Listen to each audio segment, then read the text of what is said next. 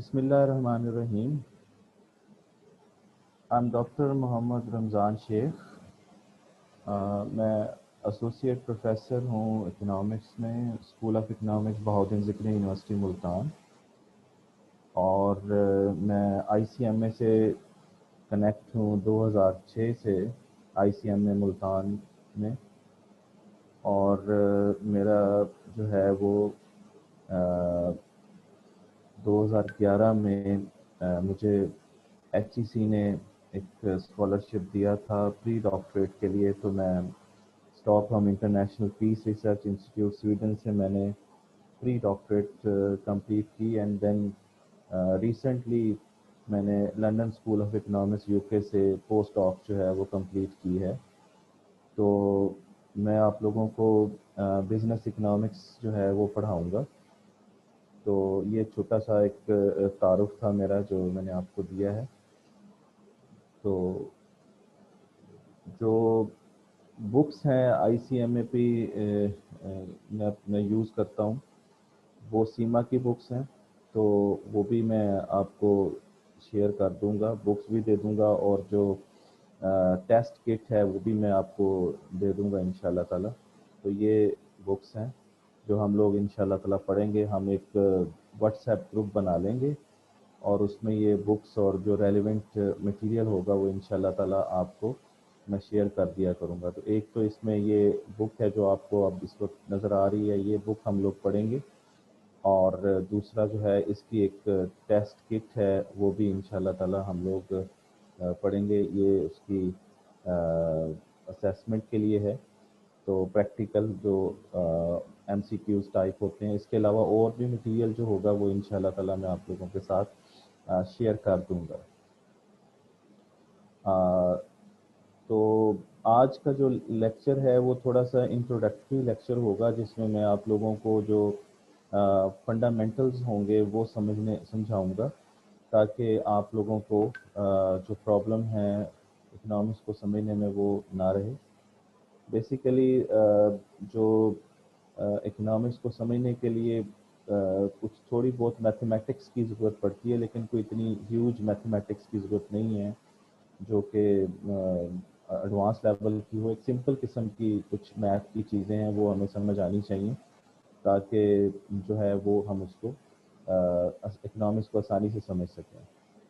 तो हमारे यहाँ मुल्तान में मेरे ही पढ़ाए हुए स्टूडेंट ने मेरिट सर्टिफिकेट भी लिया था 2000 आई थिंक 7 में इकोनॉमिक्स के अंदर। तो आप लोग भी इंशाल्लाह ताला बेहतर परफॉर्म करेंगे और कोशिश करेंगे कि इस दफ़ा इकोनॉमिक्स में जो है वो मेरिट सर्टिफिकेट भी आए, पोजीशंस भी आएँ, आप जहाँ जहाँ भी मौजूद हैं।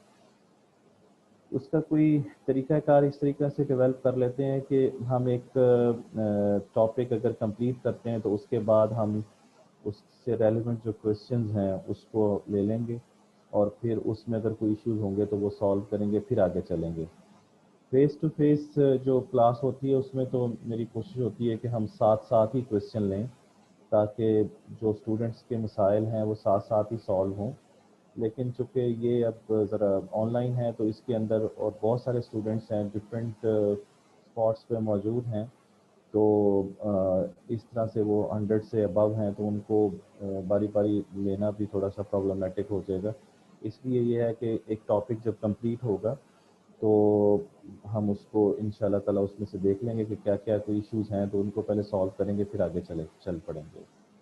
तो इस तरीके से हम इन चीज़ों को मैनेज करेंगे। अच्छा, तो ये मैंने आप लोगों को बुक्स भी दिखा दी हैं कि ये हम लोगों ने पढ़नी है। आप लोगों को ये मैं एक व्हाट्सएप ग्रुप बना के उसमें शेयर भी कर दूंगा। आप लोगों को कोई भी इशू होगा, आप लोग व्हाट्सएप पे भी मेरे से रब्ता कर सकते हैं और पूछ सकते हैं, और कोई इशू नहीं है उसके अंदर। अच्छा, दूसरी चीज़, अब हम थोड़ा बहुत ऐसे शुरू करते हैं आज, क्योंकि आज फर्स्ट लेक्चर है। तो उसमें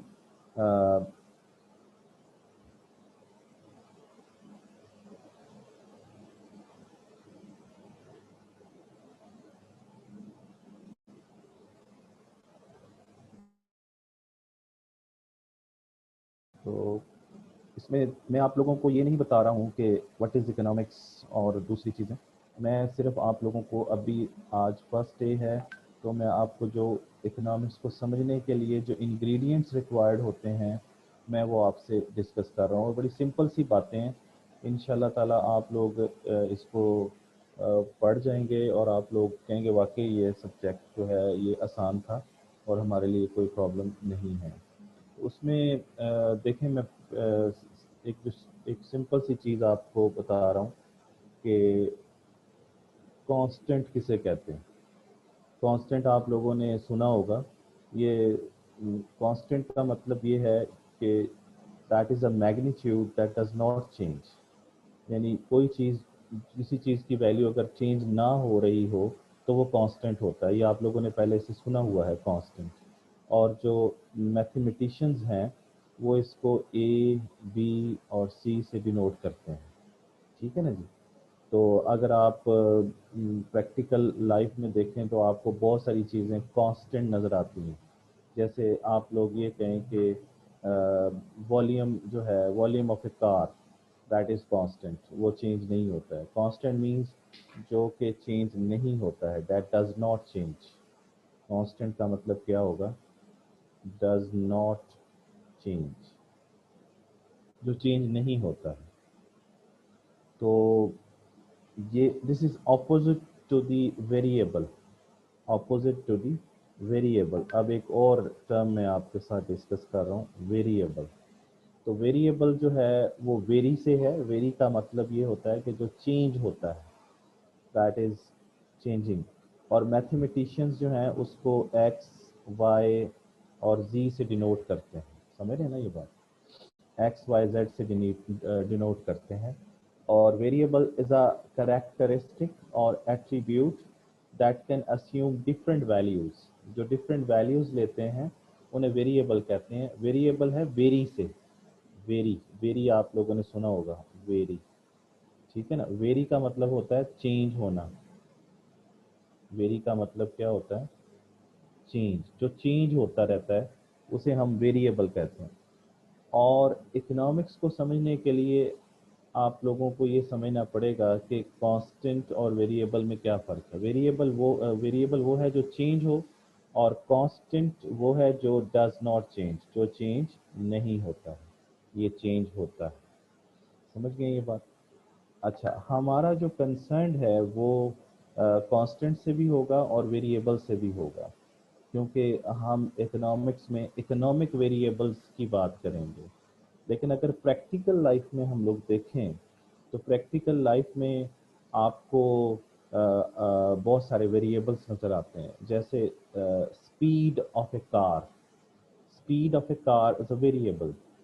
सिमिलरली आप लोग देखें तो बिहेवियर्स ऑफ द पीपल, लोगों के रवैये बदल जाते हैं। कभी कुछ होते हैं रवैये, कभी कुछ होते हैं, तो वो वेरिएबल है। इसी तरीके से मौसम बदल जाता है, टेम्परेचर बदल जाता है। तो ये सारी जो एग्जांपल्स मैंने आपको आम ज़िंदगी से दी हैं, ये वेरिएबल हैं। मौसम बदलता है, मौसम वेरिएबल है। टेम्परेचर बदलता है, इंसानों के रवैये बदलते हैं, स्पीड ऑफ अ कार जो है वो चेंज होती है। तो ये सारे वेरिएबल्स हैं। इसी तरीके से जब हम इकोनॉमिक्स में बात करते हैं, इकोनॉमिक्स पे आज मेरा कोशिश है कि मैं आज इकोनॉमिक्स पे बात ना करूं। आज मैं सिर्फ इकोनॉमिक्स को समझने के लिए कुछ चीज़ें जो चाहिए उन पे बात करूं आपसे। तो लेकिन आम अगर बात कर लें तो उसमें कीमत की बात करते हैं। प्राइसेस, प्राइसेस देखें तो चेंज होती हैं, तो प्राइस को हम क्या कहेंगे? वेरिएबल। तो प्राइस वेरिएबल है। इसी तरीके से इनकम वेरिएबल है, इनकम लोगों की चेंज होती है। इसी तरीके से कंजम्पशन, एक्सचेंज रेट, बहुत सारे वेरिएबल्स हैं। अभी हम इतनी उसमें नहीं करते, लेकिन ये वो बोले हैं मैंने जो कि आम से अल्फाज हैं जो आपको समझ आ जाएंगे जल्दी।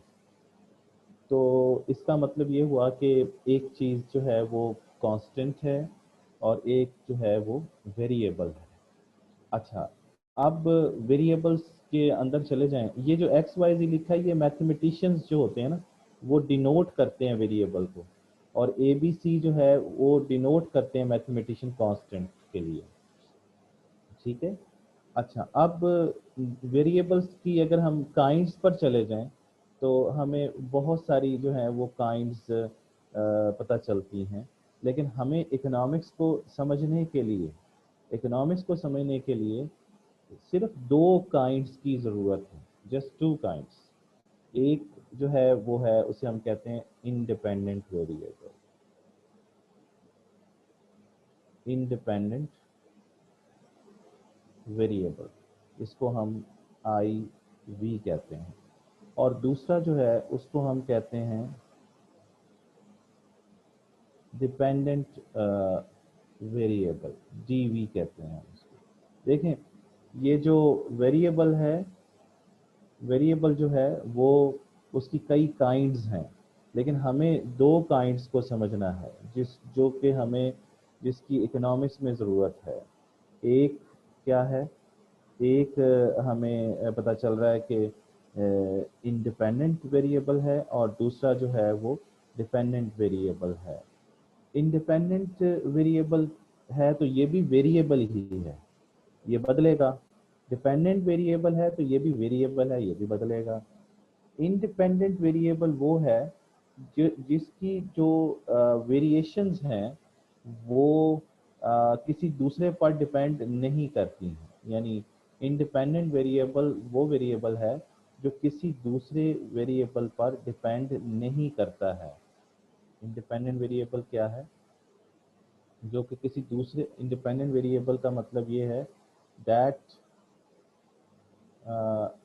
Does not depend depend on other variables, जो दूसरे वेरिएबल्स पर डिपेंड ना करे, दैट इज इंडिपेंडेंट वेरिएबल। और दूसरा जो है वो है डिपेंडेंट वेरिएबल। ये जो हम बात कर रहे हैं ये क्या है, ये हमारे पास डिपेंडेंट वेरिएबल है। और डिपेंडेंट वेरिएबल में क्या होगा कि that depends on independent variable, that depends on independent variable जो कि किसी दूसरे पर डिपेंड करेगा। यानी इसका मतलब ये हुआ कि जो डिपेंडेंट होता है वो डिपेंड करता है किसी पे, जो इंडिपेंडेंट होता है वो किसी पे डिपेंड नहीं करता। Independent variable does not depends, किसी पे दूसरे पे डिपेंड नहीं करता। नाम से भी पता चल रहा है, इंडिपेंडेंट को उर्दू में कहेंगे आज़ाद, जो किसी पे डिपेंड नहीं करता। डिपेंडेंट कहेंगे जो किसी का पे डिपेंड कर रहा होता है, जो किसी का गुलाम होता है जैसे। तो लेकिन बदलेंगे दोनों ही, इंडिपेंडेंट वेरिएबल भी बदलेगा और डिपेंडेंट वेरिएबल भी बदलेगा, लेकिन डिपेंडेंट किसी की वजह से बदलेगा। समझ रहे हैं ना? यानी डिपेंडेंट वेरिएबल क्या करेगा, वो इंडिपेंडेंट वेरिएबल के ऊपर डिपेंड कर रहा होगा। अच्छा, तो अब हमें अभी तक जो स्टोरी है वो ये है कि मैंने पहले कांस्टेंट पे बात किया कि जो चेंज नहीं होता है। दूसरी चीज़ मैंने आपसे बात किया है वेरिएबल। वेरिएबल मैंने कहा कि जो भी क्वांटिटी चेंज होगी, कोई भी करेक्टरिस्टिक, कोई भी एट्रीब्यूट जो चेंज होती है, यानी a variable is a characteristic और attribute that can assume different values. और कांस्टेंट के हवाले से मैंने कहा कि a constant is a magnitude or a value or characteristic or attribute that does not change, that's why this is opposite to a variable, तो ये उसका उलट है। अच्छा, अब ये कोई मेरा ख्याल मुश्किल चीज़ें नहीं थी, ये हम पहले भी इन चीज़ों को जानते हैं, और मैंने जस्ट आपको रियलाइज़ कराया कि ये दो चीज़ें आपको पता हों। अच्छा, अब जो है वो ये कि हमें एक और चीज़ को समझना है, और वो बड़ी ही इम्पॉर्टेंट चीज़ है इकोनॉमिक्स को समझने के हवाले से, और वो क्या है, that is called function. That is called function. Function को समझना है हमें। तो फंक्शन क्या है? फंक्शन जैसे आप लोगों ने, कई लोगों की मैथ भी अगर लोगों ने पढ़ी हुई हो तो वो आप लोगों ने पढ़ा होगा, जैसे हम कहते हैं वाई, ये लिखते हैं एक्स। देखो मैंने अभी आपको बताया था एक्स वाई और जी जो है ये वेरिएबल को डिनोट करने के लिए होते हैं। तो वाई का मतलब वाई वेरिएबल है और एक्स का मतलब जो है वो एक्स वेरिएबल है। अब ये जो लिखा है मैंने इसका क्या मतलब है? इसका मतलब ये है कि y is a function of x, यानी ये y वैसे ही आ गया, ये x वैसे ही आ गया, ये y आ गया, और इस पूरी चीज का मतलब है इज अ फंक्शन ऑफ। इसको क्या बोलना है आपने? Is a function of. लेकिन बात तो अभी भी समझ नहीं आती है कि इज अ फंक्शन ऑफ का क्या मतलब है। तो इसको पढ़ना है y is a function of x। और अब y, अब इज अ फंक्शन ऑफ का मतलब है डिपेंड्स ऑन x। तो इस पूरी चीज का मतलब क्या हुआ? इज अ फंक्शन ऑफ का मतलब हुआ डिपेंड्स ऑन। तो y depends on x, y depends on x। इसका मतलब ये हुआ कि y एक वेरिएबल है, क्योंकि वेरिएबल को अभी मैंने आपको बताया था कि एक्स वाई जी से वेरिएबल को डिनोट करते हैं। तो y एक वेरिएबल है, यानी जो कि डिपेंड करता है एक्स वेरिएबल के ऊपर। तो दो वेरिएबल हैं, एक y है और एक x है। और y जो है वो अब देखें डिपेंड कर रहा है। अगर जो चीज़ डिपेंड करे, अभी मैंने बताया था जो डिपेंड करे उसे कौन सा वेरिएबल कहते हैं? Dependent variable. तो ये कौन सा वेरिएबल है? This is dependent variable. और x कौन सा वेरिएबल है? This is independent variable. तो इसका मतलब ये है कि फंक्शन से हमें ये बात समझ में आती है कि अगर दो वेरिएबल्स हों तो उसमें से कौन सा डिपेंडेंट वेरिएबल होगा और कौन सा इंडिपेंडेंट वेरिएबल होगा, फंक्शन से ये हमें क्लियर हो जाता है। एक चीज़ और समझिए, ये जो इक्वालिटी साइन है, ये देखें, ये जो इक्वालिटी साइन है ये वाला, ये इक्वालिटी साइन है। इसके लेफ्ट हैंड साइड पे जो भी वेरिएबल आएगा लेफ्ट हैंड साइड पे वो डिपेंडेंट वेरिएबल होगा, यानी इस तरफ डिपेंडेंट वेरिएबल होगा। और इसके राइट हैंड साइड पे जो भी वेरिएबल या वेरिएबल्स आएंगे, इंडिपेंडेंट वेरिएबल या वेरिएबल्स एस लगाया है, एक से ज़्यादा भी हो सकते हैं, इन सबको इंडिपेंडेंट वेरिएबल्स कहेंगे। यानी इक्वालिटी साइन के राइट साइड पर इंडिपेंडेंट वेरिएबल्स आएंगे और इक्वालिटी साइन के लेफ्ट साइड पे डिपेंडेंट वेरिएबल आएंगे। राइट साइड पे इंडिपेंडेंट और लेफ्ट साइड पे डिपेंडेंट वेरिएबल। तो अभी फंक्शन समझ आता है? फंक्शन की मैंने अभी आपको डेफिनेशन नहीं बताई है, मैंने वैसे ही आपको समझाया है कि फंक्शन से हमें पता क्या चलता है। फंक्शन से हमें पता चलता है कि which one is dependent variable and which one is independent variable. अब फंक्शन की अगर हम डेफिनेशन करें तो फंक्शन की डेफिनेशन ये है कि function shows the one two one correspondence between the variables. one to one correspondence between the variables. Function shows the one to one correspondence between the variables। इसका क्या मतलब है? इसका मतलब ये है कि for one value of x there is one value of y। for one value of x there is one value of y। ठीक है, देखें मैं आपको इस बात को भी समझाता हूँ। देखें, अगर फॉर एग्जांपल हम एक टेबल बनाते हैं और इसमें मैं लिखता हूँ x और इसमें मैं लिखता हूँ y, और मैं लिखता हूँ 1 2 3 4, और इधर मैं लिखता हूँ 2 4 6 8। समझ रहे हैं?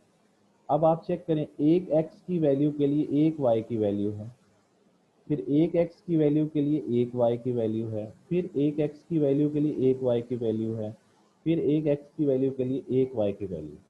अगर हर एक के साथ एक की वैल्यू हो तो इसे कहते हैं one two one correspondence. One two one correspondence. तो इससे जो इससे हम कहेंगे कि x और y का फंक्शन मौजूद है। लेकिन अगर x की एक वैल्यू के लिए y की एक से ज़्यादा वैल्यू आ जाए तो उसे फंक्शन नहीं कहते हैं। देखें इस बात को मज़ीद समझिए। वो कैसे? वो ऐसे कि अगर हम फॉर एग्ज़ाम्पल मैं आपको ये कहता हूँ कि ये एक लाइन है और यहाँ पे मैं लिखता हूँ y और यहाँ पे मैं लिखता हूँ x, और मैं आपसे कहता हूँ यहाँ देखिए, तो यहाँ पर देखें y की कोई ना कोई वैल्यू होगी ना, y की वैल्यू होगी y1, और इधर देखें तो x की एक वैल्यू होगी x1। तो x की एक वैल्यू के लिए y की एक वैल्यू है ना। इसी तरीके से फॉर एग्जांपल मैं यहाँ एक डॉट लगाता हूँ और मैं यहाँ चेक करता हूँ, तो x की एक वैल्यू है x2 और y की भी एक वैल्यू है, क्या है, y2। तो ये फंक्शन है, क्योंकि देर इज 1-to-1 कॉरेस्पॉन्डेंस।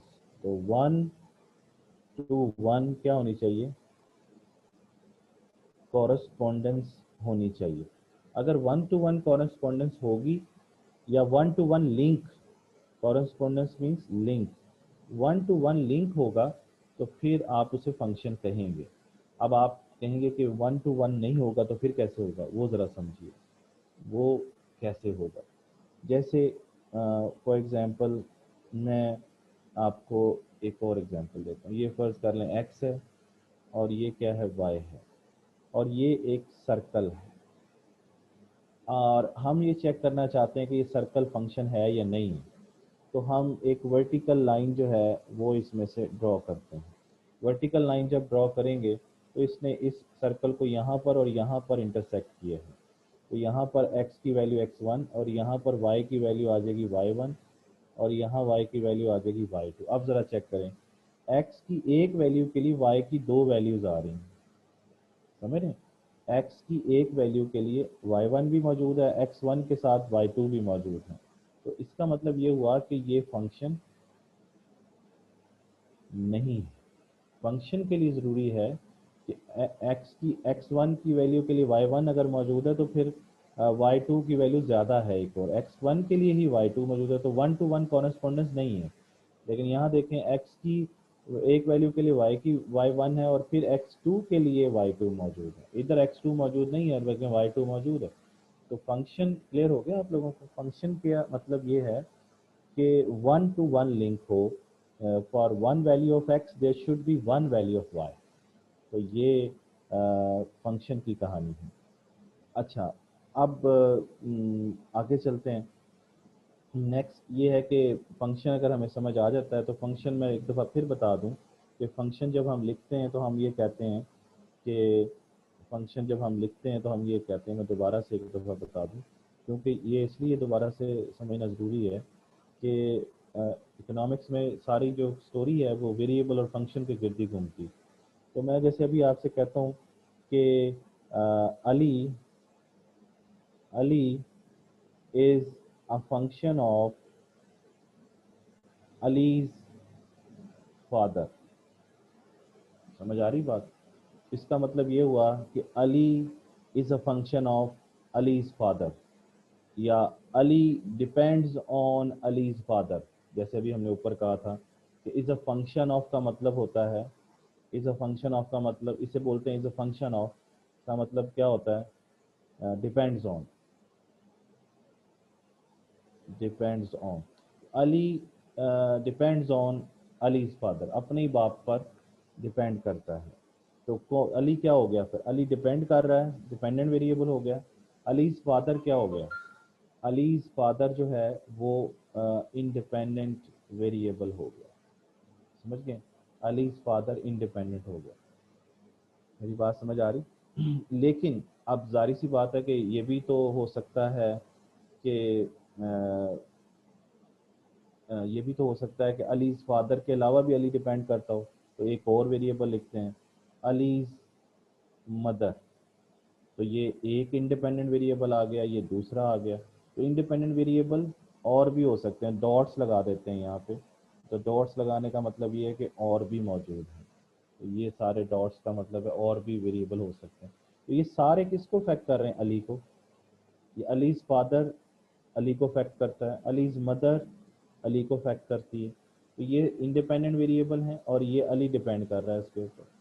तो फंक्शन से पता चल जाता है कि कौन डिपेंड करता है और किस पर डिपेंड करता है।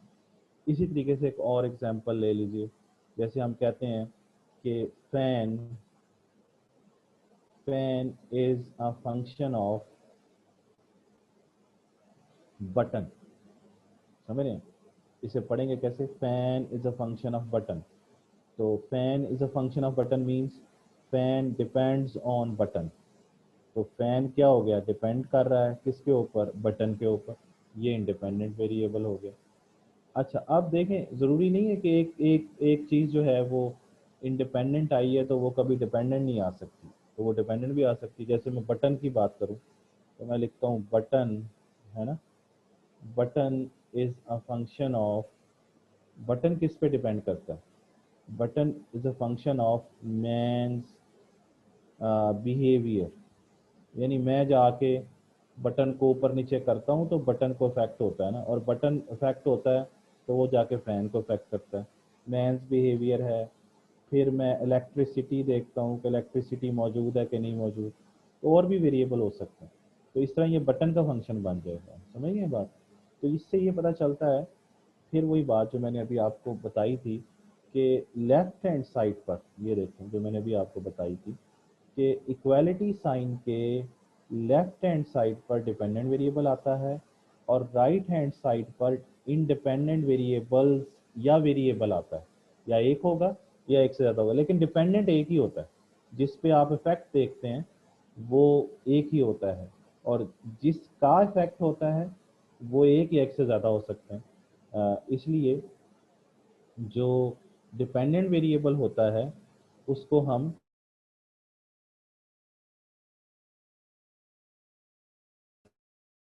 रिस्पॉन्स वेरिएबल कहते हैं।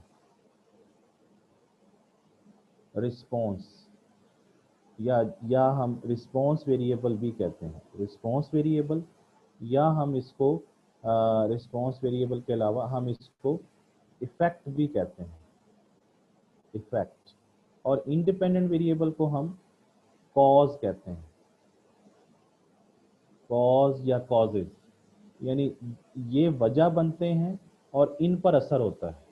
डिपेंडेंट वेरिएबल पर असर होता है, इसे हम असर कहते हैं, और ये वजह होती है। बात समझ आ गई? तो ये वजह है, कॉज, और इस पे असर। तो इंडिपेंडेंट वेरिएबल को कॉज कहते हैं और डिपेंडेंट वेरिएबल को रिस्पॉन्स या इफेक्ट कहते हैं। तो इफेक्ट किस पर हो रहा है और वजह क्या बन रही है, समझ रहे हैं? जैसे यहाँ देखें, इफेक्ट किस पे हो रहा है? पंखे पे। और वजह क्या बन रहा है? बटन। इस तरह इफेक्ट किस पे हो रहा है? अली पे। और वजह क्या है? अली के फादर, अली के मदर। तो उनकी वजह से अली जो भी कर रहा है वो हमें समझ आता है वहाँ पे। तो ये मेरा ख्याल है आप लोगों को फंक्शन क्लियर होना बड़ा ज़रूरी था। फंक्शन को समझ लीजिए। और दूसरी बात मैंने फंक्शन की कही है कि फंक्शन के लिए वन टू वन कॉरेस्पॉन्डेंस का होना बड़ा ज़रूरी। फंक्शन दो चीज़ें बताता है। एक क्या बताता है? एक हमें वो ये बताता है कि कौन सा वेरिएबल डिपेंडेंट वेरिएबल है, और दूसरा हमें ये बताता है कि कौन सा वेरिएबल इंडिपेंडेंट वेरिएबल है। और फिर वो बताता है कि इन दोनों वेरिएबल्स के वैल्यूज़ के अंदर वन टू वन कॉरेस्पॉन्डेंस होंगी। यानी x की एक वैल्यू के लिए y की एक वैल्यू होगी, फिर x की एक वैल्यू के लिए y की एक वैल्यू होगी। तो ये दो चीज़ें समझनी है। एक कि कौन सा डिपेंडेंट और कौन सा इंडिपेंडेंट वेरिएबल है ये बता देगा, और दूसरा ये बता देगा हमें कि हर एक x की एक वैल्यू के लिए y की एक वैल्यू होना ज़रूरी है। जैसे इस ग्राफ में देखें, x की एक वैल्यू के लिए y की एक वैल्यू मौजूद है, फिर x2 की एक वैल्यू के लिए y की एक वैल्यू मौजूद है, लेकिन इधर नहीं थी। इधर x की एक वैल्यू के लिए y की दो वैल्यूज आ गई थी, इसलिए ये फंक्शन नहीं है। तो फंक्शन के लिए क्लियर होगी सारी बातें। मैंने अली की एग्जांपल दी आपको, बट फैन की और बटन की एग्जांपल दी। देखें, जिस तरह हम लोगों ने यहाँ पर वेरिएबल पढ़ा था, और मैंने आपको बताया था कि वेरिएबल की का मतलब तब्दीली होता है, और वेरिएबल की दो काइंड्स मैंने इंपॉर्टेंट बताई थी। वैसे तो वेरिएबल की बेशुमार काइंड्स हैं जो कि हमें ज़रूरत नहीं है इकोनॉमिक्स को पढ़ने के लिए। जो इकोनॉमिक्स को पढ़ने के लिए ज़रूरी है मैं सिर्फ वो बता रहा हूँ आपको। इसका मतलब ये नहीं है कि फ़ंक्शन की सिर्फ दो ही काइंड्स होती हैं, फ़ंक्शन की बेशुमार काइंड्स होती हैं। इसी तरीके से फंक्शन हमने पढ़ लिया, तो फंक्शन पढ़ लिया, फिर हम लोगों ने पहले वेरिएबल पढ़ लिया, फिर कांस्टेंट पढ़ लिया। अब जैसे वेरिएबल की काइंड्स दो पढ़ी थी, इस तरह फंक्शन की भी हमें काइंड्स पढ़नी पड़ेंगी। तो फंक्शन की जो काइंड्स हैं वो आपको पढ़नी पड़ेंगी। जो कि इकोनॉमिक्स के लिए रिक्वायर्ड है। मैं फिर बता रहा हूँ कि फंक्शन यानी टाइप्स जो है, टाइप्स ऑफ फंक्शन जो है वो हमने पढ़नी है, लेकिन सारी नहीं पढ़नी, हमें सब पढ़ने की ज़रूरत भी नहीं है। हमें सिर्फ वो पढ़नी है जिसकी हमें ज़रूरत है, जो जो कि हमें इकोनॉमिक्स में रिक्वायर्ड है। तो दो सिर्फ पढ़नी है, बाकी की ज़रूरत नहीं है हमें। और ये देख लें, कोई बहुत मुश्किल किस्म की मैथ नहीं है, बड़ी आसान सी चीज़ें। लेकिन अगर ये समझ जाते हैं तो फिर इकोनॉमिक्स को पढ़ना, इसको समझना बड़ा इजी हो जाएगा आप लोगों के लिए। अच्छा, इसमें जो पहली है उसमें उसे हम कहते हैं increasing function, that is called increasing function, पहली जो काइंड है। और दूसरा जो है उसे हम क्या कहेंगे, दूसरी जो काइंड है फंक्शन की वो है डिक्रीजिंग फंक्शन। ये देखें, ये फंक्शन फंक्शन की ये डेफिनेशन मैंने बात की, फंक्शन की मैं काइंड्स पे बात कर रहा हूँ। दो काइंड्स पे बात कर रहा हूँ, एक इंक्रीजिंग फंक्शन और दूसरा कौन सा, डिक्रीजिंग फंक्शन। इंक्रीजिंग फंक्शन को पॉजिटिव फंक्शन भी कहते हैं और डिक्रीजिंग फंक्शन को नेगेटिव फंक्शन भी कहते हैं, ये ज़रा ध्यान में रखना। अच्छा, अब इसको समझते हैं। देखिए, मैं ये कहता हूँ कि y is a function of x, ये मैंने लिख दिया कि आपको पता चल गया ये फंक्शन है। और आप अब आपने ये देखना है कि ये किस किस्म का फंक्शन है, समझ रहे हैं? ये किस किस्म का फंक्शन है, या तो ये इंक्रीजिंग फंक्शन है या फिर ये डिक्रीजिंग फंक्शन, कैसे पता चलेगा? अच्छा, इसमें से इंडिपेंडेंट वेरिएबल कौन सा है, वो x है, और डिपेंडेंट वेरिएबल कौन सा है, वो y है। वो मैंने पहले आपको बताया कि इक्वालिटी साइन के लेफ्ट हैंड साइड पर डिपेंडेंट और राइट हैंड साइड पर इंडिपेंडेंट वेरिएबल होता है। तो इंडिपेंडेंट जो होगा वो पहले वो चेंज होगा और उसकी वजह से y में तब्दीली आएगी।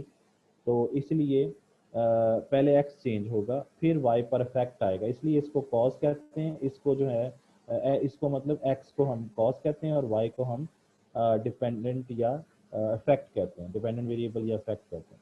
तो पहले कौन सा वेरिएबल चेंज होगा, x, फिर उसके वजह से किस पे असर आएगा, y पर। तो अगर हम ये कहें कि x जो है, x जो है ये x है, ये y है, और x जो है वो चेंज हो गया है, तो चेंज का क्या मतलब है, चेंज का क्या मतलब है?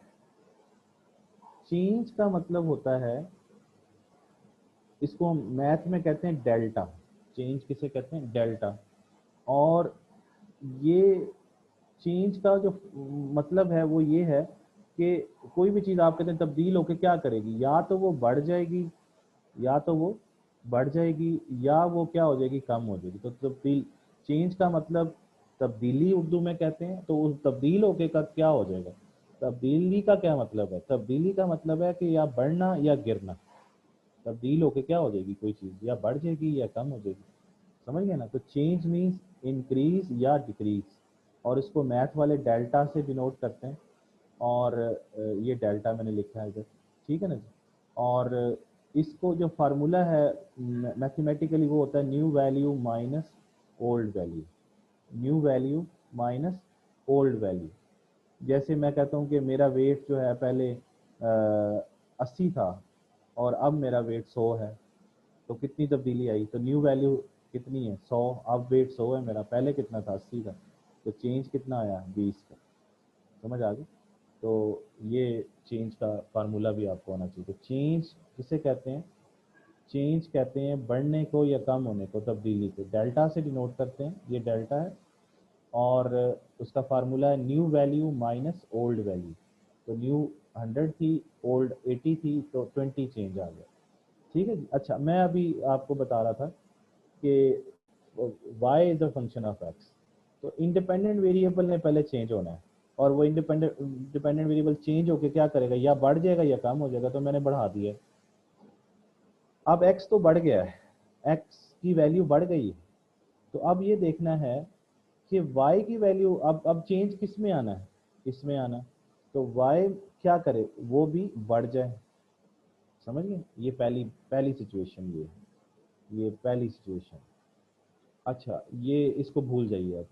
दूसरी सिचुएशन में हम ये कहते हैं कि x दोबारा अब चेंज हुआ है।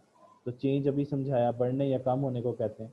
तो अब पहली दफ़ा अब हमने किया था तो x को बढ़ाया था, अब हम कहते हैं कि x कम हो गया है। तो x के कम होने से अब देखना y क्या करता है, y क्या मतलब y वेरिएबल क्या करता है, और पता ये चला कि y भी कम हो गया है। मेरी बात समझ आ गई आपको? तो दो पॉसिबिलिटीज़ मैंने आपको समझाई हैं। एक में क्या हुआ, x बढ़ा y भी बढ़ा, दूसरे में क्या हुआ, x कम हुआ y भी कम हुआ। तो आप ज़रा नोटिस कीजिए कि इसके अंदर डायरेक्शन जो है, direction of variables is same. कैसे भला कि ये अपवर्ड गया तो ये भी अपवर्ड चला गया, सेम डायरेक्शन, कहानी ख़त्म। दूसरी स्टोरी, एक्स चेंज होके नीचे की तरफ गया और वाई भी नीचे की तरफ चला गया, ये दूसरी स्टोरी है। समझ गए ना बात? तो डायरेक्शन ऑफ द वेरिएबल क्या हो गई, सेम। अगर तो direction of the variable same हो तो इसे हम क्या कहते हैं, इसे हम पॉजिटिव फंक्शन कहते हैं। पॉजिटिव, और पॉजिटिव मैंने अभी आपको बताया इंक्रीजिंग फंक्शन को कहते हैं। तो ये इंक्रीजिंग फंक्शन की एग्जांपल आपके सामने आ गई। दूसरी एग्जांपल एक और देख लीजिए, फिर मैं लिखता हूँ एक्स और वाई। अब मेरे ख्याल दूसरी आपको समझ आ रही होगी कि अगर पहली पॉसिबिलिटी क्या है कि अगर उसमें फॉर एग्जांपल एक्स जो है वो बढ़ता है और वाई क्या हो जाता है, कम हो जाता है। ये पहली पॉसिबिलिटी, यानी एक्स के बढ़ने से, एक्स इंडिपेंडेंट है, पहले एक्स ने चेंज होना है और फिर उसका इफेक्ट किस पे जाना है, वाई पे जाना है, तो वाई कम हो गया। ये पहली पॉसिबिलिटी। अब इस पहली पॉसिबिलिटी को भूल जाइए, दूसरी पॉसिबिलिटी पे आइए। एक्स हम कहते हैं कम हो गया और वाई क्या हो गया, अब बढ़ गया। अब देखें ज़रा आप लोग, तो आपको नज़र आएगा क्या कि डायरेक्शन जो है, direction of variable is opposite, है ना? अगर डायरेक्शन ऑफ वेरिएबल ऑपोजिट हो तो that is called negative function, और उसको नेगेटिव फंक्शन कहेंगे आप। तो आ, या इसको क्या कहेंगे, डिक्रीजिंग फंक्शन कहेंगे। तो डिक्रीजिंग फंक्शन में अब आपसे पूछे व्हाट इज इंक्रीजिंग फंक्शन, तो आप कहेंगे if the direction of the variable is the same, if the variables go if the variables go in the same direction, that is called increasing function, or if the variables are in the opposite direction, that is called negative function or decreasing function। समझ आई बात आपको? अच्छा, वैसे students जो होते हैं ना, उनसे हम पूछें, अभी आप चूँकि फेस टू फेस नहीं बैठे हुए तो मैं नहीं आपसे इस चीज़ से अभी मैं वो नहीं कर सकता, लेकिन बड़ी इंटरेस्टिंग चीज़ सामने आती है। वो ये कहते हैं कि सर इसी को ही कहते हैं सर ये वाला जो है ना, ये जो मैं अभी बता रहा हूँ, ये जो पहली पॉसिबिलिटी, कहते हैं सर ये इंक्रीजिंग फंक्शन है और ये जो नीचे वाला ये डिक्रीजिंग फंक्शन है। ये बात शायद आपके दिमाग में भी हो, नाम से ऐसे लगता है कि ये बढ़ रहा है तो ये इंक्रीजिंग है, ये गिर रहा है तो ये डिक्रीजिंग है। ऐसा नहीं है। तो फिर सवाल ये है कि ये दोनों ही, यानी ये भी और ये भी, ये दोनों पॉसिबिलिटीज़ जो हैं ये शो कर रही हैं कि अ, अ, ये शो कर रही हैं कि ये क्या है, ये इनमें डायरेक्शन ऑफ द वेरिएबल्स क्या है, सेम है। मेरी बात समझ आ रही? डायरेक्शन ऑफ द वेरिएबल क्या है, सेम है। और इधर देखें, इन दोनों के अंदर चेक करें तो डायरेक्शन ऑफ द वेरिएबल क्या है, दैट इज ऑपोजिट। तो डायरेक्शन ऑफ द वेरिएबल जो है वो ऑपोजिट है। जहां पे ऑपोजिट हो, जैसे जैसे रूठे हुए नहीं होते कि एक का मुंह इस तरफ है एक का मुंह इस तरफ है, देखें इसका मुंह इधर है इसका मुंह इधर है, फिर इसका मुंह इधर है इसका मुंह इधर है, जैसे रूठे हुए होते हैं, तो ये डिक्रीजिंग फंक्शन है। और अगर इधर देखें तो इनकी डायरेक्शन सेम है। जैसे आप बैलून देखें, दो बैलून ले लें, एक एक्स बैलून है एक वाई, दोनों को छोड़ें, दोनों ऊपर जाएंगे, दोनों ऊपर जाएंगे तो आप कहेंगे ये इंक्रीजिंग फंक्शन है, और दोनों ही नीचे आएंगे तो आप कहेंगे ये इंक्रीजिंग फंक्शन है, दोनों इंक्रीजिंग फंक्शन है। अच्छा, इसी तरह आप लोग ऐसे प्ले लैंड में चले जाएं तो वहां पे आपको सीसा मिलेगा। सीसा देखे जो बच्चे बैठे होते हैं, एक ऊपर जाता है एक नीचे जाता है, एक ऊपर जाता है एक नीचे जाता है, वो ये वाली कहानी, ये वाली, एक ऊपर जाता है एक नीचे जाता है, फिर एक नीचे जाता है एक ऊपर जाता है। तो आप कहेंगे कि ये क्या है, ये डिक्रीजिंग फंक्शन। मेरी बात समझ आ गई? नेगेटिव फंक्शन, ये नेगेटिव फंक्शन है, ये नेगेटिव फंक्शन है। और ये किसकी बात हो रही, ये आपकी पॉजिटिव फंक्शन की बात हो रही। तो आपको अब जब आप चीज़ें समझते हैं तो आपको आम चीज़ों के अंदर भी इकोनॉमिक्स नज़र आने शुरू हो जाएगी, आपको मैथ नज़र आना शुरू हो जाएगा, आपको स्टैट नज़र आना शुरू हो जाएगी। लेकिन पहले इस बात को समझना पड़ेगा। अच्छा, एक कन्फ्यूजन है, वो ये है, हमें चले हमें हमने आपको ये चीज़ तो रट्टा लगवा दी कि सेम अगर डायरेक्शन होगी, देखें सेम सेम, तो फिर तो इंक्रीजिंग फंक्शन है, और अगर डायरेक्शन ऑपोजिट है तो डिक्रीजिंग फंक्शन। लेकिन फिर भी शायद किसी स्टूडेंट के दिमाग में ये बात रह जाती है कि इसको इंक्रीजिंग का लफ्ज़ क्यों बोला है, इसके लिए इंक्रीजिंग फंक्शन का वर्ड क्यों बोला है, इसके लिए डिक्रीजिंग फंक्शन का वर्ड क्यों बोला है। तो इसके लिए क्या करना पड़ेगा आपको, वो ये कि आपको मैं आपको बताता हूँ इसका क्यों नाम इंक्रीजिंग फंक्शन रखा है और क्यों इसका नाम डिक्रीजिंग फंक्शन रखा है। उसकी वजह यह है कि जब हम इसका ग्राफ बनाते हैं, किसका भला, इंक्रीजिंग फंक्शन का, तो उसका ग्राफ इंक्रीजिंग होता है। और जो डिक्रीजिंग फंक्शन होता है, जब हम उसका ग्राफ बनाते हैं तो उसका ग्राफ डिक्रीजिंग होता है। इसलिए हम उसे इंक्रीजिंग या डिक्रीजिंग फंक्शन कहते हैं। ये मैं बात आपको समझा भी देता हूँ, देखें कैसे बना। ये एग्जाम्पल ले लीजिए, जैसे ये x है और ये y है। यहाँ मैं लिखता हूँ 1 2 3 4, और यहाँ मैं लिखता हूँ 2 4 6 8, ठीक है ना, 2 4 6 8। देखें अब x इसको हम पढ़ें फ्रॉम टॉप टू बॉटम, तो आपको नजर आएगा कि value of x is increasing. Top से बॉटम की तरफ पढ़ें तो आपको नजर आएगा कि x की वैल्यू बढ़ रही है, और इस तरह y की वैल्यू को पढ़ें टॉप से बॉटम, तो वो भी क्या कर रही है, बढ़ रही है, 2 4 6 8। तो आप इसको कहेंगे जी कि इंक्रीजिंग फंक्शन है, बिल्कुल ठीक कह रहे हैं आप। लेकिन अब इसको अब आप बॉटम से टॉप पढ़ लें तब भी इंक्रीजिंग फंक्शन है। देखें ये कम हो रही है, 4 3 2 1, और फिर 8 6 4 2, ये भी कम हो रही, तो तब भी ये देखें डायरेक्शन तो सेम है। तो आप कहेंगे सर ये इंक्रीजिंग फंक्शन है, ठीक है। अच्छा, लेकिन एक और मैं आपको एग्जांपल दूं, जैसे ये x है और ये y है, मैं कहता हूँ 1 2 3 4, और मैं लिखता हूँ 8 6 4 2। अब देखें x की वैल्यू बढ़ रही है, y की वैल्यू कम हो रही है।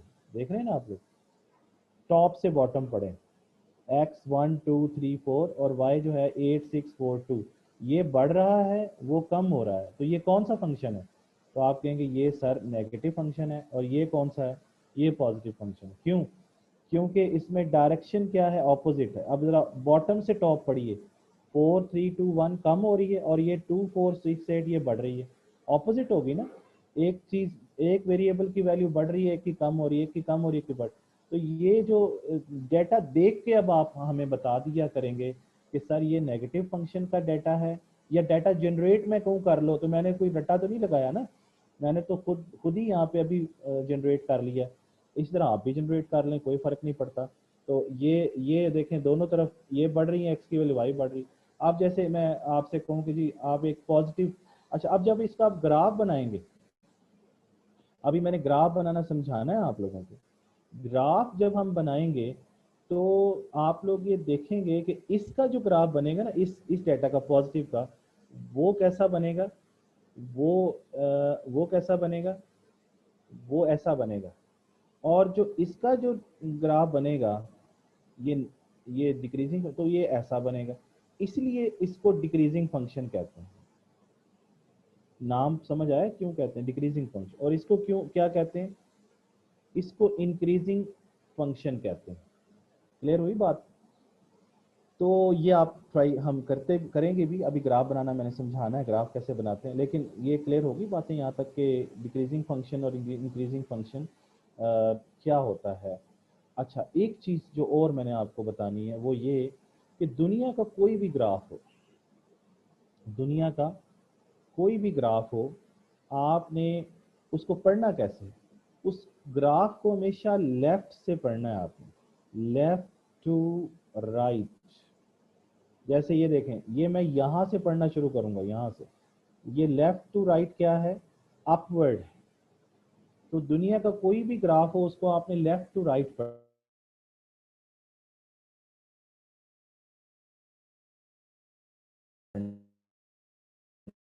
है। लेफ्ट टू राइट, इसे क्या कहेंगे, अपवर्ड। और इसे क्या बोलूंगा मैं, इसे बोलूंगा लेफ्ट टू राइट डाउनवर्ड। ये देखें, इसको मैंने इधर से पढ़ना है, लेफ्ट से पढ़ना है, राइट की तरफ जाना है, ऐसे। इसको भी मैंने कैसे पढ़ना है, लेफ्ट से पढ़ना है, तो ये लेफ्ट से शुरू करूँ तो ये पहला पॉइंट ये आता है, और राइट की तरफ ये आखिरी पॉइंट आता है। तो ये लेफ्ट टू राइट डाउनवर्ड है, और ये लेफ्ट टू राइट अपवर्ड है। तो जो भी ग्राफ लेफ्ट, हर ग्राफ को पढ़ना कैसे है, लेफ्ट टू राइट। तो लेफ्ट टू राइट जो अपवर्ड होता है उसको पॉजिटिव कहते हैं, जो लेफ्ट टू राइट डाउनवर्ड होता है उसे हम नेगेटिव या डिक्रीजिंग फंक्शन कहते हैं। डिक्रीजिंग फंक्शन कह लीजिए, लेफ्ट टू राइट डाउनवर्ड कह लीजिए, नेगेटिव कह लीजिए, एक ही बात है। इस तरह इंक्रीजिंग फंक्शन कह लीजिए, लेफ्ट टू राइट अपवर्ड कह लीजिए, या पॉजिटिव कह लीजिए, एक ही बात है। समझ आ गई बात आपको? अच्छा, तो ये सारी चीज़ें हमें क्लियर होती हैं कि ये क्या है। अब आ जाइए, अ लिटिल बिट मैं आपको ग्राफ के बारे में थोड़ा सा बता दूं, लेकिन एक चीज़ और बता दूं यहाँ पे, वो ये कि इसको हम इसको, ये वाला जो है, इसको हम नेगेटिव नेगेटिव स्लोप कर्व कहते हैं। अच्छा, इकोनॉमिक्स वाले ये जो लाइन मैंने लगाई हुई है ना, ये वाली लाइन, ये जो मैं अब आपको शो कर रहा हूँ, इसको कर्व कहते हैं, इस लाइन को कर्व कहते हैं। इसलिए टेंशन नहीं लेनी कि ये सीधी लाइन है या इसमें बेंड है, कोई भी हो, हम हर एक को क्या कहेंगे, जिस तरह ये है, ये मैं आपको समझाने के लिए, ये वाला जो लाइन है ये क्या है, ये कर्व है। इसको हम नेगेटिवली स्लोप कर्व कहेंगे, जो लेफ्ट टू राइट डाउनवर्ड होगा। ठीक है जी। और ये जो लेफ्ट टू राइट अपवर्ड होगा, इसको हम क्या कहेंगे, इसको हम positively slope positively slope curve कहेंगे, पॉजिटिवली स्लोप कर्व कहेंगे इसको। अब इसमें एक लफ्ज़ आया स्लोप, इस पे मैं अभी बात करता हूँ आप लोगों के साथ, स्लोप किसे कहते हैं। लेकिन इसको फिलहाल अभी छोड़ते हैं, स्लोप किसे कहते हैं। थोड़ा सा मैं आपको ग्राफ बनाना समझा दूँ, फिर हमारे पास अभी 8-10 मिनट हैं, उसमें मज़ीद हम स्लोप पे भी डिस्कशन कर लेते हैं। अच्छा, ग्राफ को समझिए। ये ग्राफ इसलिए समझना ज़रूरी है कि आपको इकोनॉमिक्स के अंदर जब हम कोई भी चीज़ पढ़ते हैं तो हम एक बात को तीन तरह से कहते हैं, एक ही बात को तीन तरह से कहते हैं। जैसे पहले हम एक स्टेटमेंट की सूरत में कहते हैं, स्टेटमेंट दे देते हैं कि ये चीज़ है। फिर उसी चीज़ को हम एक टेबल की शक्ल में कहते हैं, जैसे ये टेबल आपके सामने आ गई, ये दूसरी उसकी रिप्रेजेंटेशन इकोनॉमिक्स वाले करते हैं। तीसरा उसका ग्राफ बना के करते हैं। तो इसका मतलब इकोनॉमिक्स में जो रिप्रेजेंटेशन होती है एक फिनोमेना की, वो तीन तरह से होती है। एक में हम क्या करते हैं, हम उसमें स्टेटमेंट देते हैं, सेकंड के अंदर हम उसके टेबल को, टेबल की शक्ल में भी वही बात होती है, और फिर ग्राफ में भी वही बात होती है। क्योंकि ग्राफ अगर आप समझ गए हैं, टेबल आप समझ गए हैं, तो आप ग्राफ खुद ही आपके जहन में आ जाएगा कि पॉजिटिवली, अगर डायरेक्शन सेम है तो उसका अपवर्ड स्लोप बनेगा, अगर उसकी डायरेक्शन ऑपोजिट है तो वो नेगेटिवली स्लोप बनेगा। ये आप डेटा देख के, टेबल देख के आपके दिमाग में ये ग्राफ आ जाएंगे खुद ब खुद ही। ठीक है ना जी। अब आ जाइए कि ग्राफ बनाना कैसे, थोड़ा सा मैं ये आपको समझा दूं। देखें, ये जो ये जो लाइन है, ये जो लाइन है, इसे हम कहते हैं हॉरिजेंटल लाइन। इसे हम क्या कहते हैं, हॉरिजेंटल लाइन। और ये जो लाइन है, ये बस, ये मेरे पास ये चूंकि इलेक्ट्रिक पेन है तो थोड़ा सा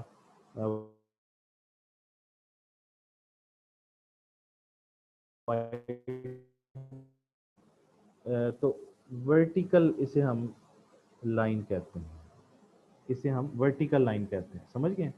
तो ये दो लाइंस हैं। अब हम ये देखें कि फॉर एग्जांपल ये जो दो लाइनें हैं, इसको अगर हम मार्क ऑफ करें तो ये दरमियान में ज़ीरो होता है, और यहाँ पर फॉर एग्जांपल 1 है, यहाँ पर 2 है, यहाँ पर 3 है, और यहाँ पर एरो हेड्स हैं। ठीक है, इसको हम x कह देते हैं, इसको हम x प्राइम कह देते हैं। ये -1 है, -2 है, और ये -3 है।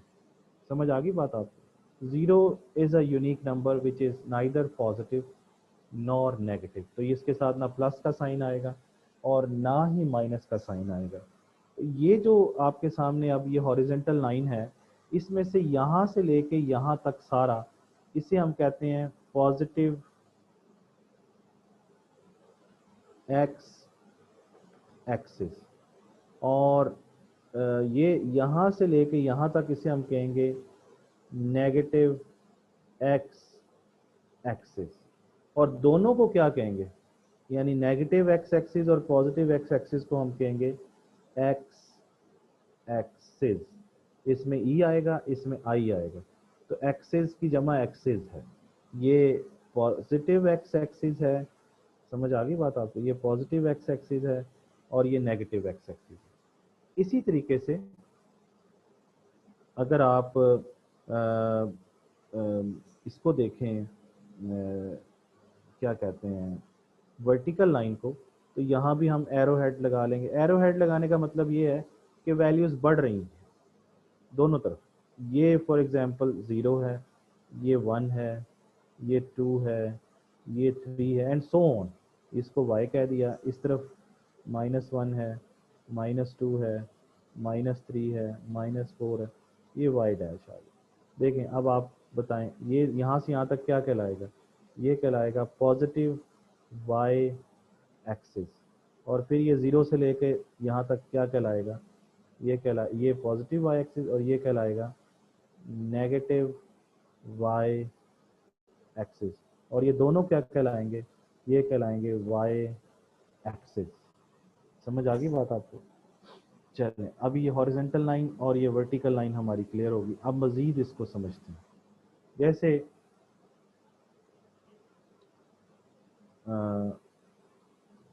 जैसे अब मैं इसको आपको समझाता हूँ।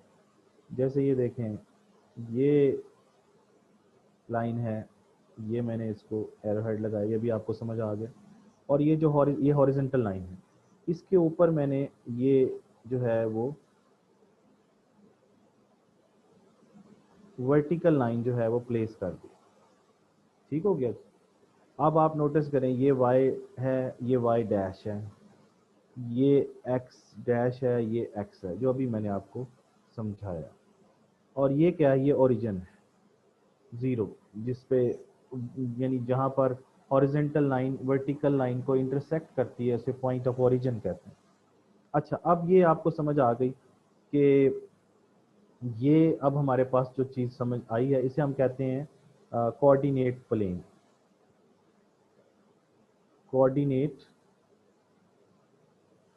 प्लेन, या हम इसे कहते हैं कार्टेशियन प्लेन।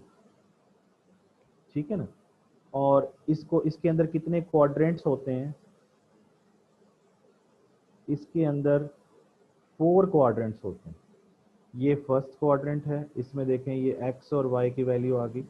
और ज़रा नोटिस करें, x और y दोनों पॉजिटिव। फिर एंटी क्लॉकवाइज चलें, ये सेकंड क्वाड्रेंट है, इसमें ये y है, ये x है। तो x देखें क्या है, x नेगेटिव है, और y क्या है, पॉजिटिव है। इधर फिर आ जाएं थर्ड क्वाड्रेंट के अंदर, तो थर्ड क्वाड्रेंट के अंदर x और y क्या है, दोनों ही नेगेटिव है। और ये कौन सा क्वाड्रेंट है, this one is fourth quadrant.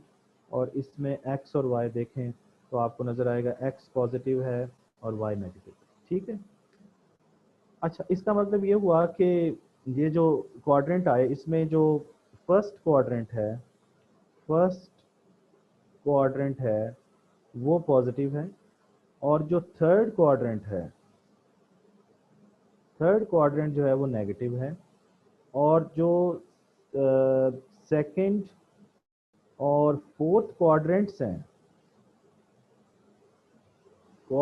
हैं वो प्लस माइनस दोनों ही हैं, समझ गए। अब इकोनॉमिक्स के अंदर और ये इस पूरी चीज़ को क्या बोलते हैं, ये पूरी चीज़ को क्या बोलते हैं हम लोग, इस पूरे को हम कहते हैं कोऑर्डिनेट प्लेन या कार्टेशियन प्लेन। और इसके अंदर कितने कोऑर्डिनेट्स होते हैं, इसके अंदर 4 क्वाड्रेंट्स होते हैं, ये 4 आपके सामने हैं। अच्छा, इकोनॉमिक्स में ज़्यादातर जो इकोनॉमिक वेरिएबल्स होते हैं वो पॉजिटिव होते हैं। इकोनॉमिक वेरिएबल्स जो होते हैं उनकी वैल्यूज नॉर्मली पॉजिटिव होती हैं, लेकिन अगर कभी इसलिए हम लोग फर्स्ट क्वाड्रेंट यूज करते हैं, ये वाला, सिर्फ ये वाला अगर ये फर्स्ट क्वाड्रेंट यूज करें तो फिर ये शक्ल बनती है, ये वाली।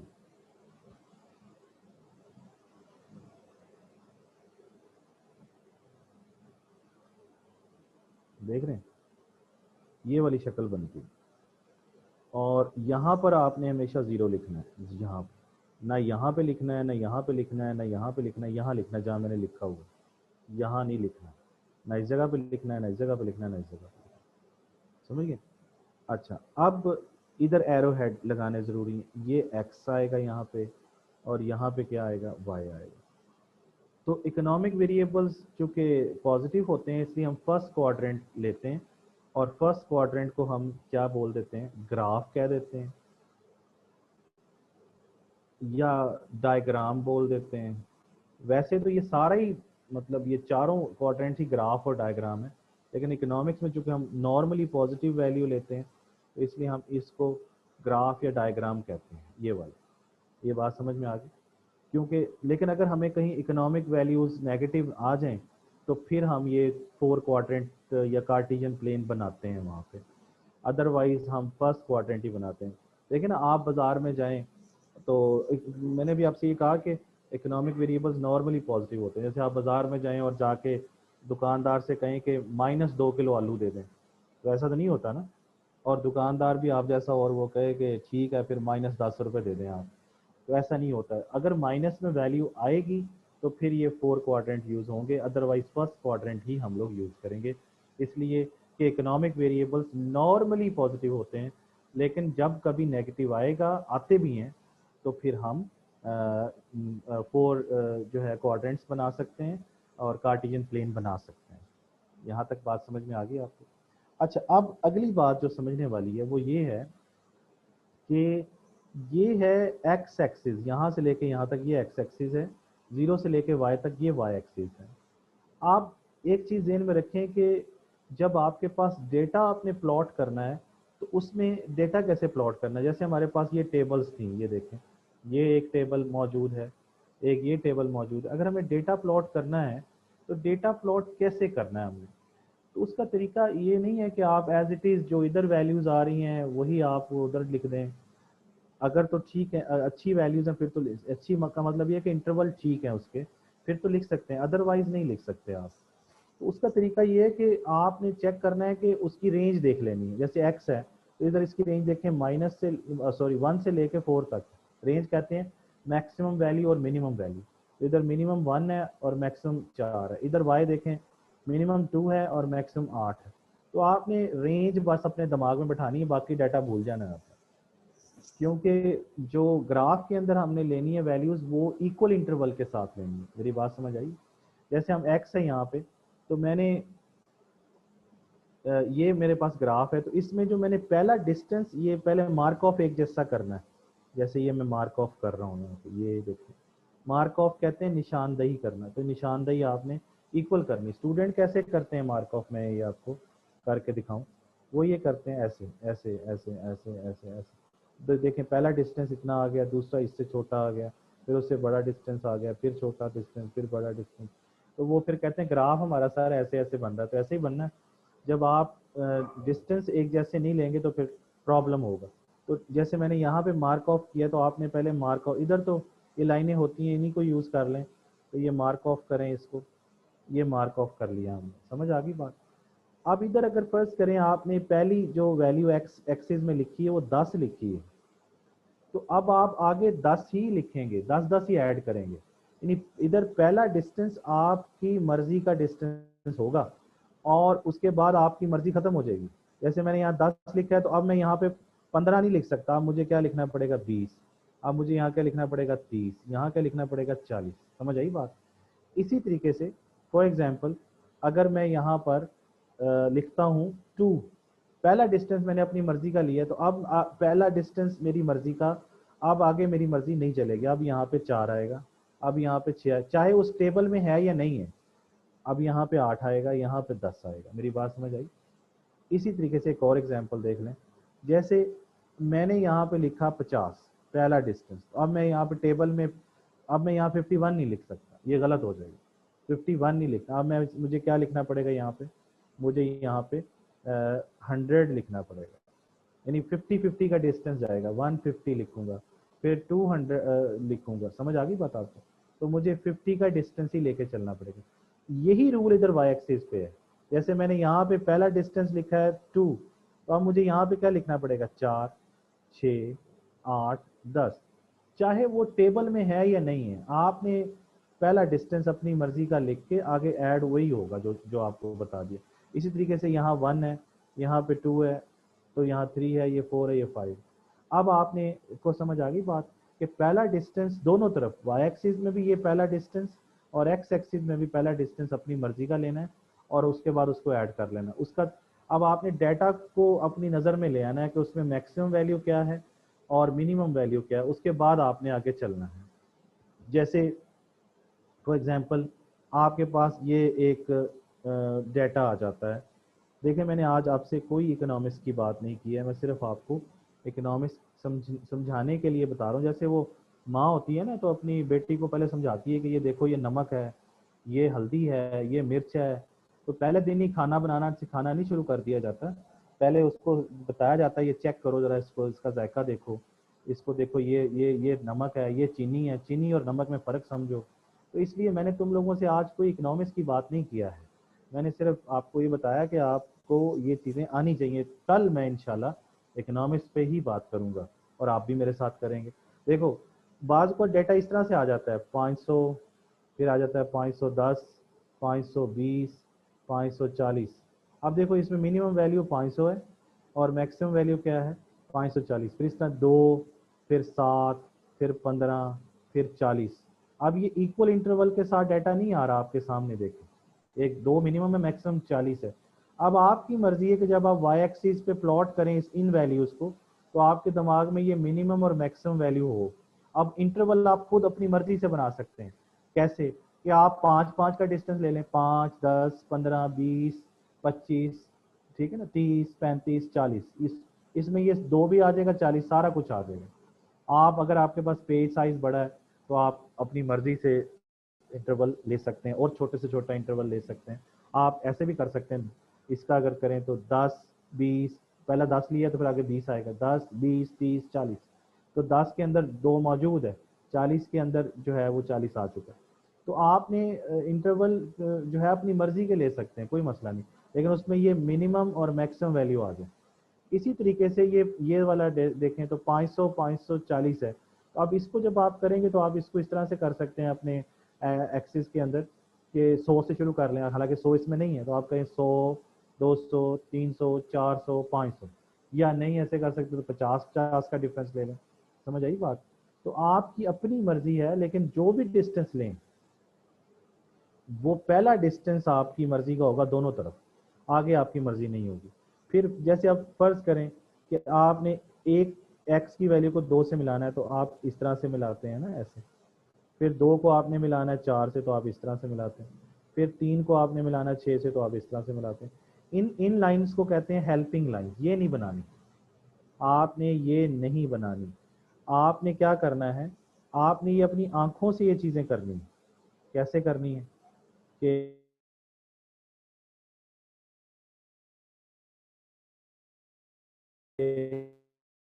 मैं यहाँ पे एक डॉट लगा रहा हूँ, फिर मैं इसके सामने ऐसे मैसेज रखें ना, मैं अपनी आंखों को यूज़ करते हुए ये लगा रहा हूँ, ये ऐसे, ये वैसे, ये ऐसे है जैसे ये वाली चीज़ जो है ना, जैसे मैंने अभी हेल्पिंग लाइन। फिर आपने इन डॉट्स को मिला देना, मिला के इनको स्मॉल लेटर्स से शो करना है और इस पूरी लाइन को कैपिटल लेटर से लिखना है। जैसे मैंने लिखा ए लाइन, और इसके जो पॉइंट्स हैं उनको स्मॉल लेटर से शो करना है। अब बताइए ये बात समझ में आ गई आपको? इसको हम कहेंगे पॉजिटिवली स्लोप्ड कर्व, क्योंकि मैंने पढ़ना किधर से है, लेफ्ट से। लेफ्ट से राइट ये किधर जा रहा है, अपवर्ड। जो भी लेफ्ट से राइट अपवर्ड जाएगा वो पॉजिटिवली स्लोप्ड होगा, वो पॉजिटिवली स्लोप्ड होगा, और जो लेफ्ट टू राइट डाउनवर्ड होगा वो नेगेटिव होगा। अब आपने क्या करना है, आपने कल कोशिश करनी है कि इन दोनों ग्राफ का डाटा बना जो है ना वो बना के रखना है, समझना है और देखना है। इनकी दोनों के आपने ग्राफ बनाने हैं, फिर मुझसे बात करनी है कि ये ठीक है या गलत है। आप देखेंगे इसका जो बनाएंगे इसका ये वाला बनेगा, इसका जो बनाएंगे इसका ये वाला बनेगा। ठीक हो गया जी। तो आज हमने सिंपली ये सारी चीज़ें की हैं जो कि हमें इकोनॉमिक्स को समझने के लिए ज़रूरी है।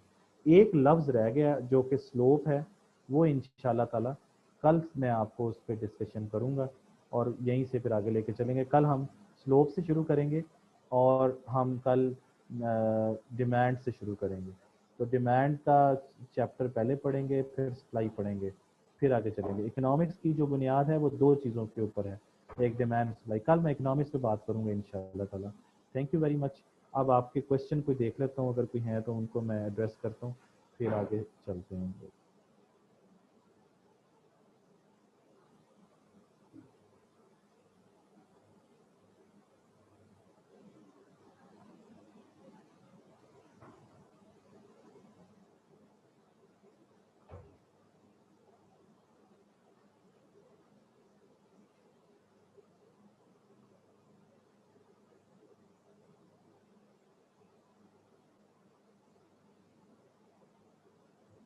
अच्छा, अब मुझे कोई एक स्टूडेंट चाहिए जो हम वो भी बना सकें, क्या कहते हैं, सीआर बना लें, ताकि मैं उनको ये बुक्स जो हैं वो शेयर कर दूं। ठीक है ना जी। तो इसमें एक तो इसमें पहला जो क्वेश्चन है वो रिदा, ये तो अच्छा पहला क्वेश्चन है ये इनका। ये कह रहे हैं कि जी मेरे ख्याल में इसका आंसर दे दूं कि बुक का नाम बता दें। मैंने वो बता दिया शुरू में, बुक मैं अभी व्हाट्सएप ग्रुप बना के उसमें शेयर भी कर देता हूँ आप लोगों को, हम इसी किताब से पढ़ना है।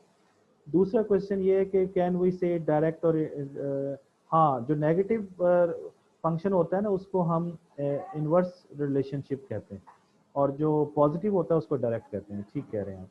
अच्छा, उसके बाद नेक्स्ट कोई क्वेश्चन देख लें हम लोग। अ,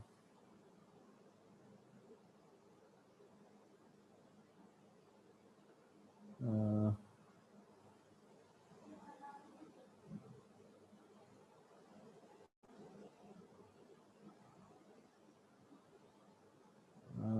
अगर both axis X and Y decrease हो रहे हो लेकिन डायरेक्शन सेम हो तो भी ग्राफ कैसे ड्रा करें?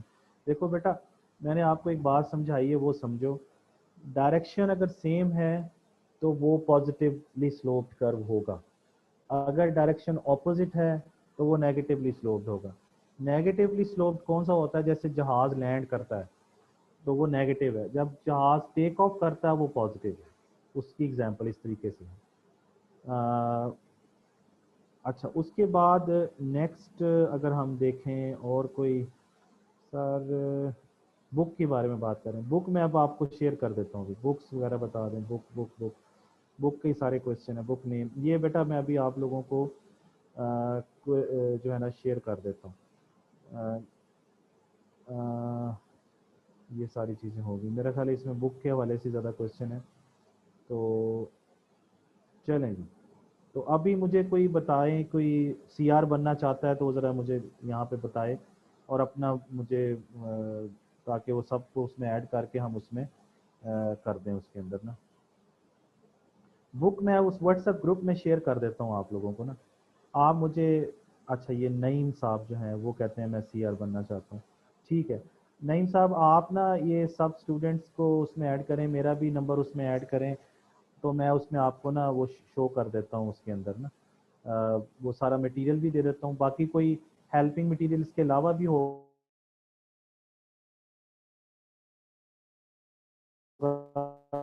ना आए। बाकी आप मुझे व्हाट्सएप पे भी रब्ता कर सकते हैं अगर कोई इशू आता है आपके अंदर। ठीक है, चलें जी। फिर वाइंड अप करते हैं। अच्छा, थैंक यू वेरी मच।